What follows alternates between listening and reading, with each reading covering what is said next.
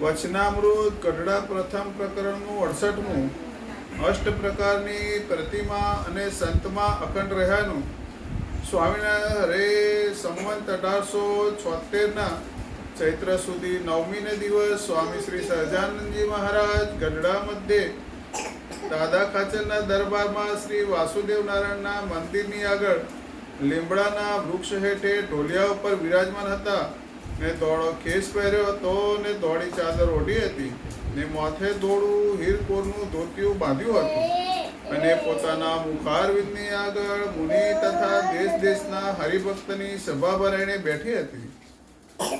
પછી શ્રીજી મહારાજ બોલ્યા છે, અમે એક પ્રશ્ન પૂછીએ છીએ. ત્યારે મુનિએ કહ્યું છે, પૂછો. પછી શ્રીજી મહારાજ બોલ્યા છે, 69 કાળમાં અમને 1 મહિના સુધી જ્યારે નિંદ્રા આવે ત્યારે એમ ભાસતું છે અમે પુરુષોત્તમ પુરીને વિશે જઈને શ્રી જગન્નાથજી મૂર્તિને વિશે પ્રવેશ કરીને રહ્યા છીએ અને તે મૂર્તિ તો કાષ્ઠની જણાય, પણ તેને નેત્રે કરીને અમે સર્વેને દેખતા હતા અને પૂજારીનો ભક્તિભાવ તથા છળ કપટ સર્વે દેખતા. અને એવી રીતે આપણા સત્સંગમાં જે સમાધિનિષ્ઠ પુરુષ હોય તે પણ સમાધિએ કરીને બીજાના દેહમાં પ્રવેશ કરીને સર્વેને દેખે છે અને સર્વ શબ્દને સાંભળે છે. અને શાસ્ત્રમાં પણ એવા વચન છે જે સુખજી વૃક્ષમાં રહીને બોલ્યા હતા. માટે મોટા જે સત્પુરુષ હોય અથવા જે પરમેશ્વર હોય તે જ્યાં ઈચ્છા આવે ત્યાં પ્રવેશ કરે છે. માટે તે પરમેશ્વરે પોતાની આજ્ઞાએ કરીને જે મૂર્તિ પૂજવા આપી હોય તે મૂર્તિ અષ્ટ પ્રકારની કહી છે. તેમાં પોતે સાક્ષાત પ્રવેશ કરીને વિરાજમાન રહે છે. તે મૂર્તિને ભગવાનનો ભક્ત પૂજતો હોય ત્યારે જેમ પ્રત્યક્ષ ભગવાન બિરાજતા હોય અને તેની મર્યાદા રાખે તેમ મૂર્તિની પણ રાખવી જોઈએ. અને એમ જ સંતના હૃદયમાં ભગવાનની મૂર્તિ રહી છે તે સંતની પણ મર્યાદા રાખવી જોઈએ. તો આ મૂર્તિ એ જે ચિત્રામણની હોય, પાષાણાદિકની હોય અને સંતને બીજા માણસ જેવા જાણે છે. અને ભગવાને તો શ્રીમુખે એમ કહ્યું છે, મારી અષ્ટ પ્રકારની પ્રતિમા અને સંત એમાં હું અખંડ નિવાસ કરીને રહું છું. તો આ વચનામૃતની અંદર શ્રીજી મહારાજ પોતે એ આપણને આ રીતે સમજાવે છે કે અષ્ટ પ્રકારની જે મૂર્તિઓ છે એટલે ચિત્રામણની હોય, કાષ્ઠની હોય, પથ્થરની હોય, પછી ધાતુની હોય, પંચધાતુની હોય, એવી રીતે. તો આ બધી જે મૂર્તિઓ છે એ સિવાય પણ આ જે સંત હોય એની અંદર પણ આ શ્રીજી મહારાજ એ પોતે રહેતા હોય છે. તો સંત એ ભગવાનને અખંડ ધારીને રહેતા હોય એવા સંતની વાત છે. આની અંદર આપણા સનાતન હિન્દુ સંસ્કૃતિની માન્યતા પ્રમાણે આમ વિચાર કરીએ તો એક માન્યતા એવી છે કે મૂર્તિ પૂજા, અને શ્રીજી મહારાજ આ વચનામૃતની અંદર એ જ મૂર્તિ પૂજાની વાત કરે છે. જો મૂર્તિ પૂજા ના હોય તો સાધનાના જે મહત્વના અંગો છે, ધ્યાન, ઉપાસના, કીર્તન, ભક્તિ આદિક આપણે કોનું કરીએ, શાના આધારે કરીએ? અને મન એવી વસ્તુ છે કે એને એ ચોંટવામાં રસ હોય, એ ગમે ત્યાં ચોંટી જતી હોય. તો મહારાજ કહે છે કે સડેલું કૂતરું પડ્યું હોય તો એમાં પણ વૃત્તિ ચોંટે. તો આ તો પછી જે બીજા બધા જે માયિક સૌ આકાર હોય એની અંદર પણ એ ચોંટ્યા વગર રહે નહીં. તો દરેકે ધર્મ એ આકાર સ્વીકાર્યો છે. દાખલા તરીકે આપણે વાત કરીએ કે યહૂદીઓ જે છે એ લોકોએ આ કબૂતરને સ્વીકાર્યું છે. ખ્રિસ્તીઓ જે છે એ પોતે ગળાની અંદર આ રીતે ક્રોસ પહેરતા હોય છે અને મધર મેરીની મૂર્તિ એ પોતે પધરાવતા હોય છે. તો વિજ્ઞાન પણ એવું કહે છે કે જળમાં મન પરોવો તો મન જળ જેવું થઈ જાય, અને ચૈતન્યમાં મન પરોવો તો ચૈતન્ય જેવું થાય. મનને એકાગ્ર કરવા માટે એ લોકો આ બધી જુદી જુદી પદ્ધતિઓ અપનાવતા હોય છે. તો એની અંદર જો આપણે ચૈતન્ય એવા ભગવાનની જે મૂર્તિ અને એનું આલંબન કરીએ તો મન જલ્દી એકાગ્ર થઈ જતું હોય છે. ઘણા હિન્દુઓ જ આ મૂર્તિ પૂજાનો વિરોધ કરતા હોય છે કે કણ કણમાં ભગવાન છે તો મૂર્તિમાં માનવાની શી જરૂર છે. તો ભગવાન સર્વવ્યાપક છે. દાખલા તરીકે આપણે એમ વિચાર કરીએ કે હવા સર્વવ્યાપક છે, તો હવા સર્વવ્યાપક છે તો પછી આપણે જ્યારે ગાડીમાંથી હવા ઓછી થઈ જાય ટાયરોમાં, તો પેટ્રોલ પંપ ઉપર કે હવા જે પૂરતા હોય ત્યાં આગળ શા માટે જવું? કણ કણમાં તો હવા છે જ, આખે ચારે બાજુ હવા છે. પણ એના માટે આ સ્પેશિયલ જે બનાવેલા હોય મશીનો અથવા પંપ કહીએ આપણે એને સાદી ભાષામાં, તો એવી રીતે હવા પુરવા માટે જવું પડે છે. એમ ભગવાન કણ કણમાં રહેલા છે, વાત સાચી છે, પણ એ આપણને આ ઓળખાણ કોણ કરાવે કે આ જે છે એ ભગવાન છે, અને એની પ્રાપ્તિ આપણને કેવી રીતે કરાવે?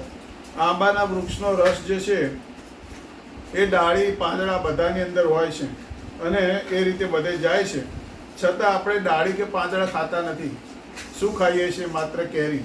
કારણ કે કેરીમાં જે રસ ભેગો થયો એ આવ્યો તો આંબાના મૂળમાં થઈને જ જે આપણે પાણીનું સિંચન કરીએ છીએ અને આખી જે પ્રોસેસ થતી હોય એમાંથી એ આંબાના ફળ સુધી જાય છે. પણ દરેક વસ્તુમાંથી જેવો કેરીમાંથી સ્વાદ આવે છે એવો આ પાંદડામાંથી કે ડાળખામાંથી આવતો નથી. હા, એટલું થાય કે આપણે આંબો ઉગાડ્યો હોય તો એનું મુખ્ય ધ્યેય શું હોય છે? કેરી પ્રાપ્ત કરવાનું. બાકી કે આંબો જે છે લાકડું પણ આપે આપણને, પાંદડા આપણે એનું તોરણ બનાવીએ, છાંયડો પણ સરસ આપે, પણ મુખ્ય જે ધ્યેય છે એ આપણું શું છે કે આંબો ઉગાડવો અને એમાંથી કેરી એનો પ્રાપ્ત કરવી.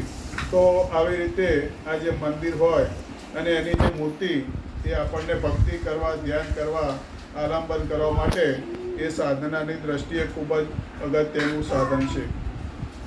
મૂર્તિમાં ભગવાન સાક્ષાત રહે છે એવું પ્રતિપાદન શ્રીજી મહારાજ આ વચનામૃતની અંદર કરે છે. તો શ્રીજી મહારાજના જે તર્ક દ્વારા સમજાવે છે એવું એમ કહે છે કે જે સમાધિનિષ્ઠ પુરુષ હોય તે પણ સમાધિએ કરીને બીજા વ્યક્તિને દેહમાં પ્રવેશ કરી શકે છે.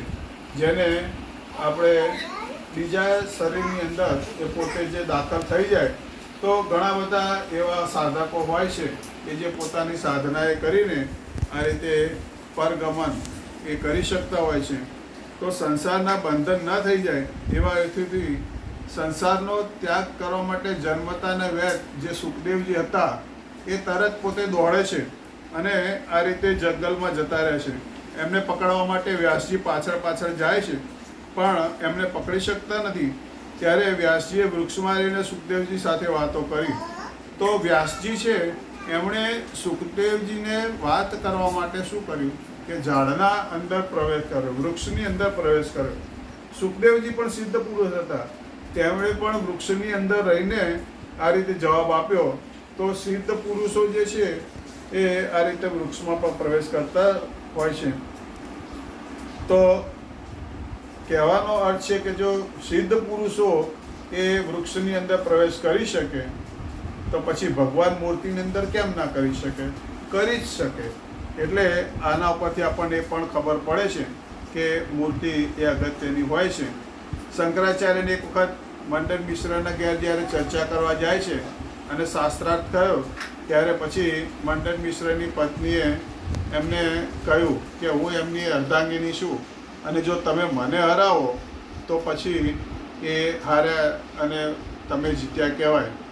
તો શંકરાચાર્ય પડકાર સ્વીકાર્યો અને પછી મંડન મિશ્રના પત્નીએ સ્ત્રીઓના રસ શૃંગાર વિશે સંબંધ પૂછ્યો. હવે શંકરાચાર્ય જે હતા એ તો પોતે બાળ બ્રહ્મચારી હતા, તેમને આવા પ્રશ્નનો જવાબ ક્યાંથી ખબર હોય? તો એમણે શું કર્યું કે એક રાજા જે હતો એ તાત્કાલિક જ મૃત્યુ પામેલો, તો આ પરકાયા પ્રવેશથી એ પોતે એના શરીરમાં દાખલ થાય છે અને પછી આગળ તો બધું આપણને ખબર છે કે રાજાના દેહમાંથી આ રીતે બધું જે રાણી જે સાથે રહ્યા અને જે આની પત્ની એ મંડન મિશ્રની એણે જે પ્રશ્નો પૂછ્યા હતા એના બધા જવાબ આપ્યા. તો ભૂત પણ બીજાના શરીરમાં પોતે પ્રવેશ કરી શકતું હોય છે. આજે સમાજમાં ઘણા બધા એવા દાખલા જોવા મળે છે કે આ કોઈના શરીરમાં ભૂત ઘૂસી જાય, પિતૃઓ ઘૂસી જતા હોય અને એને ધૂણાવતા પણ હોય છે. તો ભગવાન મૂર્તિમાં શા માટે ન રહી શકે? ભગવાન રહી શકે મૂર્તિની અંદર, અને એની પ્રતીતિ ઘણા વખત થતી હોય છે. સંત નામદેવ ના હતા ત્યારે એમના પિતાને બહારગામ જવાનું થયું, અને કહેતા ગયા કે આમ જ્યારે નામદેવ નાના હતા એ વખતે રોજ એમના પિતા ભગવાનને થાળ કરતા, જમાડતા. તો એ જોઈને એમને ઈચ્છા થતી કે મારે પણ આ રીતે ભગવાનને જમાડવા છે, રમાડવા છે, નવડાવવા છે, દોડાવવા છે, તો મને ક્યારે આ લાભ મળશે? તો જ્યારે એ પોતે બહારગામ જાય છે એમના પિતાજી, તો પછી ચિંતા કરતા હોય છે કે ભગવાનને સાચવશે પણ. તો નામદેવ કહે છે કે હું સાચવીશ. અને પછી પોતે આ રીતે મમ્મી જે એમના માતાજી હોય છે એ રસોઈ કરાવે છે અને ભગવાનને જમાડવા બેસે છે. પણ જે શાલિગ્રામ જે હતા, જે ઠાકોરજી હતા, એ જમતા નથી. તો પછી ભગવાનની સાથે એમણે જે ચર્ચા કરી કે મારા પિતાના હાથે તો તમે થાળ જમતા હતા અને મારા હાથે કેમ નહીં? ઘણી બધી ભક્તિભાવથી અને સાચા હૃદયથી ગદગદ થઈને જ્યારે પ્રાર્થના કરી, તો શાલિગ્રામ જે છે એ મૂર્તિમાંથી પોતે પ્રગટ થઈને આ રીતે એ થાળ જમ્યા અને એ રીતે એમને ખૂબ જ સુખ આપ્યું. તો આ રીતે આપણે પણ દરરોજ ભગવાનને આ રીતે થાળ, આરતી, પોઢાડવા, જગાડવા વગેરે સેવા પ્રત્યક્ષ માનીને કરીએ તો આપણે ખૂબ જ સત્સંગની અંદર વિકાસ કરી શકીએ. પ્રમુખ સ્વામી મહારાજ એ પણ જીવનમાં મૂર્તિ પૂજાની આદર્શ રીત શીખવતા હતા. અને આપણે એક વખતે જ્યારે પ્રમુખ સ્વામી મહારાજ એ લંડનમાં બિરાજમાન હતા, તારીખ હતી 28/6/1974, ત્યાં વિનોદભાઈના ઘેર જ્યારે પધરામણીઓ હતા અને ઠાકોરજીને હાર પહેરાવવા માટે લાવ્યા, તો સ્વામીશ્રીએ ઠાકોરજીનો હાર પહેરાવે એની પહેલાં પ્રમુખ સ્વામી મહારાજે હાર લઈ લીધો. સામાન્ય રીતે એવું હોય છે કે કોઈ પ્રમુખ સ્વામી મહારાજને હાર પહેરાવવા આવતું તો પહેલાં ઠાકોરજીને ધરાવે, અને આ તો ઠાકોરજીને જ ધરાવવા જતા હતા, તો પણ હાર પોતે લીધો અને પછી ગાતરિયાથી લૂછી નાખ્યો અને પછી ઠાકોરજીને ધરાવવા માટે આપ્યો. કારણ કે હાર જે છે એ પલળેલો હતો, એમાંથી પાણીના ટીપા પડતા હતા, અને જો ભીનો હાર ઠાકોરજીને પહેરાવે તો ઠાકોરજીને શરદી થઈ જાય કે ભીના થઈ જાય, તેમને પછી અનકમ્ફર્ટેબલ થાય. તો સ્વામીશ્રી જે છે એવી રીતે આ મૂર્તિની પણ મર્યાદા રાખતા હોય છે. એક વખત એક સંત જે હતા એ ઠાકોરજીને પેંડો ધરાવવા લાવ્યા અને પછી સાથે ઉકાળો પણ હતો. અને પેંડો જે હતો એ પહેલાં ધરાવતા હતા, તો સ્વામી બાપા કે પહેલાં તમે ઠાકોરજીને ઉકાળો ધરાવો, નહીંતર પછી પેંડો ધરાવશો તો ઉકાળો જે છે એ ઠાકોરજીને મોડો લાગશે.